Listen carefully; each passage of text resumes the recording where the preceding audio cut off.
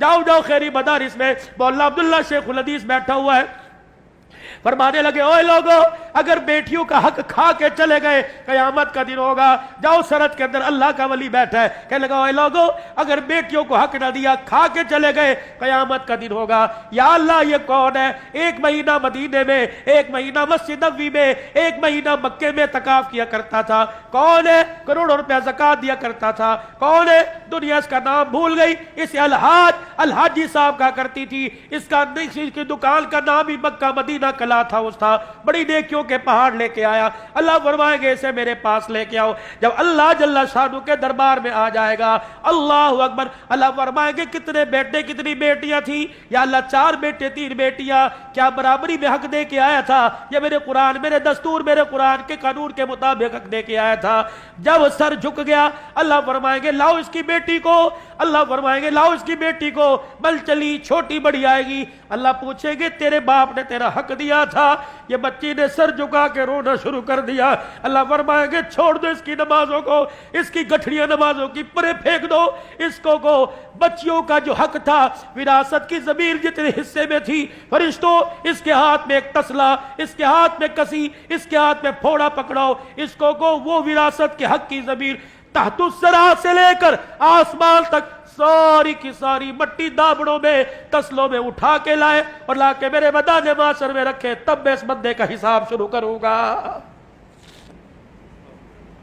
اللہ کے واسطے میرے بھائیوں، محرم الحرام کا مہینہ 2-4 باتیں، 2-4 موتی محرم الحرام کے مہینے میں لے لو۔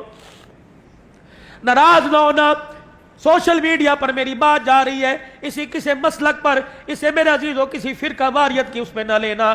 بیٹیوں کا حق دبا دیا، ہمسائے کا حق دبا دیا، دودھ کی سبیل حسین کے نام پر لگا کے کھڑا ہو گیا۔ جب تک بیٹی کا حق بیٹی کو نہیں دے گا، دودھ کی سبیل کا تجھے کوئی فائدہ نہیں پہنچے گا۔ میرے چاند، میرے بزرگوں، حلیم کی نیاز لگ رہی ہے، اللہ اکبر، سارا محلہ کھا گیا، سارے رشتہ دار کھا گئے۔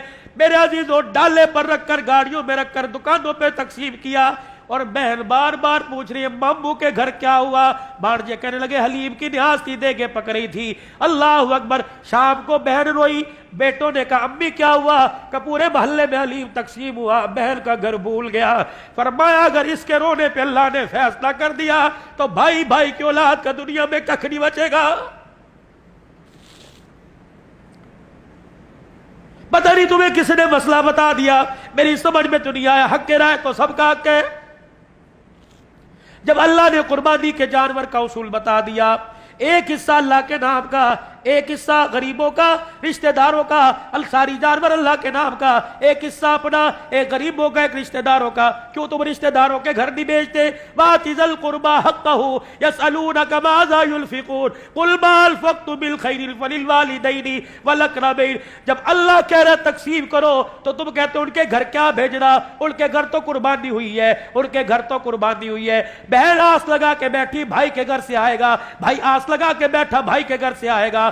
پھپھی شام کو رونے لگ گئی، کہہ لگی کیوں روئی؟ کہ آج میرا بھائی یاد آ گیا، آج میرے بھائی کے بچوں نے 4 جانور ذبح کیے، انہیں عیسائی پولی، انہیں کھتری تو یاد آئے، اللہ اکبر، انہیں بیبل پٹھان نواز تو یاد آئے، انہیں پھپھی یاد نہ آئی۔ جب اس نے رو کے اپنی چنلی کو آنسوں سے گیلا کیا، اوے ڈر ڈر، اگر خدا کا عرش ہل گیا تو تیرا میرا بیڑا غرق ہونے میں دیر نہیں لگے گی۔